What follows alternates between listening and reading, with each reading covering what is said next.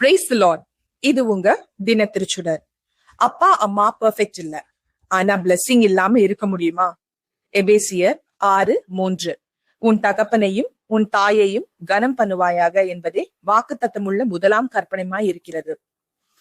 நாம இப்ப எதுக்காக ஓடிக்கிட்டு இருக்கோம்? நல்ல ஃபியூச்சர், சக்சஸ், ரெகக்னிஷன். ஆனா அந்த ஃபவுண்டேஷன் யாரால கொடுக்கப்பட்டது? ஒரு காலத்துல நம்ம ஃபியூச்சரை கட்டி கொடுக்க அப்பா வேலையில தன்னையே இழந்தார். அம்மா தன்னோட சுதந்திரம், சுகம், ஸ்லீப் எல்லாமே விட்டுட்டாங்க. அவங்க பெர்ஃபெக்ட் இல்லாம இருக்கலாம், அவர்களோட வார்த்தைகள் காயப்படுத்தி இருக்கலாம். ஆனா தேவன் ஒரு விஷயம் சொல்றாரு, மரியாதை செய், நீ ஆசீர்வதிக்கப்படுவாய்.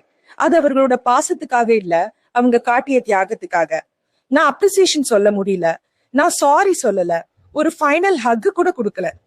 நம்ம ரெக்ரெட் பண்றதுக்கு முன்னாடி இன்றைக்கு இருக்கிற வரங்களை உடனே மரியாதை செய்யலாம்.